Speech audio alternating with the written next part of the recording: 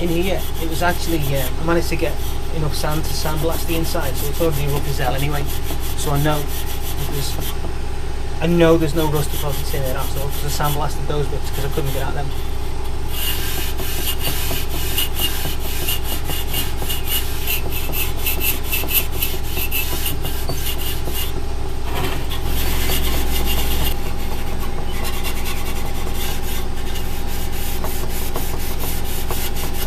And again, the bottom has a tiny bit of rust hitting in as well, because it's meant to be that way up, so the water's going to drain down and whatever out of these holes and kind of sit at these ends, and I think probably a lot of them have rotted through.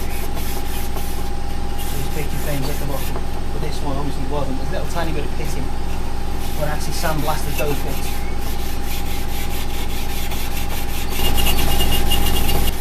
So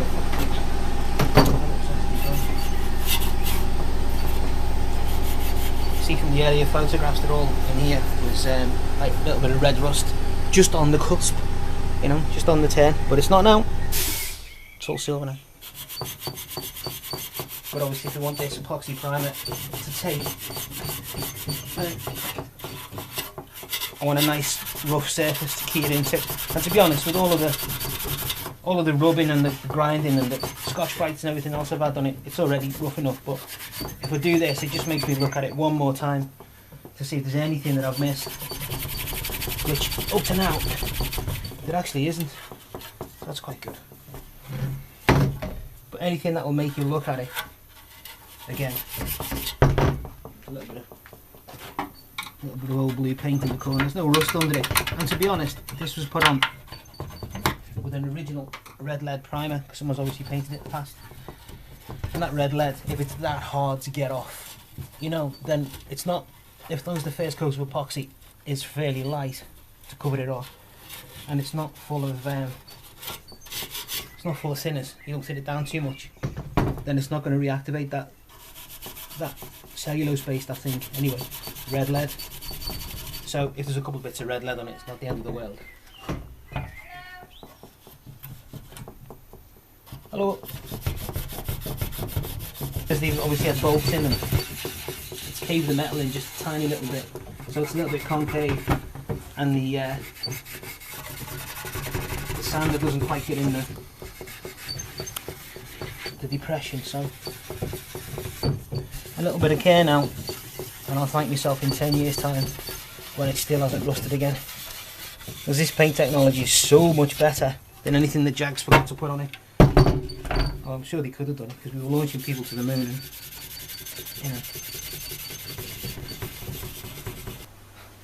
Okay, so now we've got vinegar water, which again is it's actually 30% clear vinegar, and the rest is obviously white or clear water. But it's been in there a while, so it's kind of got a bit. But it's definitely vinegar, and it's vinegar water. No. Right, so not loads, because it's only localised. A little bit of in my massive pressure pot, a little bit on here, and then just where there's a little bit of pitting, just going to rub it in. I'm not putting masses on, because I'm not doing the whole thing, because it's not got pitting all over, so it's a pointless exercise. There's more work for no reason whatsoever. So red Scotch-Brite right into the pitting, with as much in there as you can.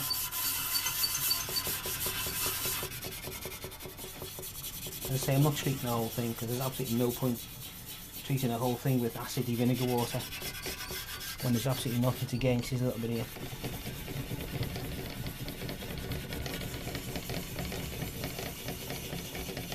You can smell it, it's kind of a chemically stinky smell. It would do, because it stinks and it's a chemical smell. Anything on the top, a little bit there. There. I mean, this is so minor, it's hardly worth doing, but if it's going to start pushing the paint off, because obviously as Rusty develops it's going to expand. If it starts pushing the paint off, then there's no point painting this this way. There we go. Right, so I'll leave that for 20 minutes. You can see it's already starting to go brown. See, it's gone the same colour as the brass. Cool, isn't it? That's the acid. So that's it. That's that piece done. The more time you spend now doing this, cleaning it out. You know, even when you're driving the car and you forget half the things you did, I guarantee that if there was one part you didn't do, that's the bit you're going to remember. You're not going to remember all the good bits you did. If there's one part that you half-assed, there's a little bit of brown stuff in before.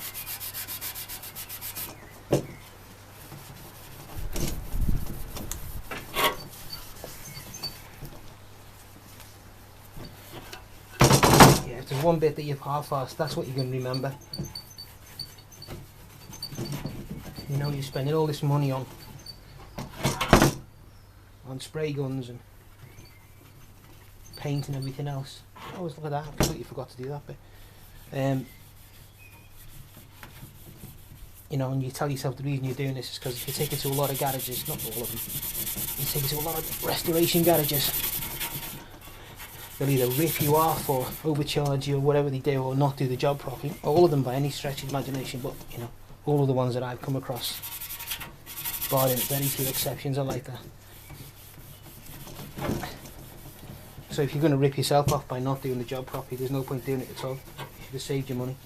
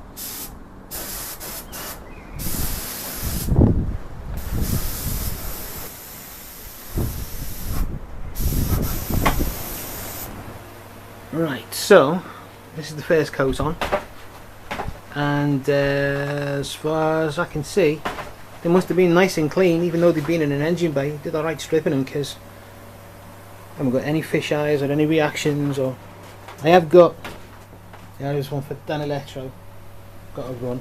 Look at that, oh look at that, a big spoonful of custard. It's the first time using this gun anyway, there's my excuse. But I tell you what, you don't half notice the difference using a really good gun. That PRI Pro, the Vilbis thing, God, so much different to that crappy 30 quid thing I had before. I thought I'll just use a cheap one for the primer gun, and then it worked okay at the bottom of the card and everything in it. But you know, once you kind of don't realise I don't know anyway, because I haven't sprayed much before, have I? So you don't realise that you're actually putting up with crap, and you're just making life really hard for yourself by using a crappy gun, effectively. It doesn't just make it easier, you know, using a decent gun, although it obviously does make it easier, but it really makes the job better, I think. Must be a reason why they cost that much anyway. Right, another couple of minutes and I'll go on for another coat.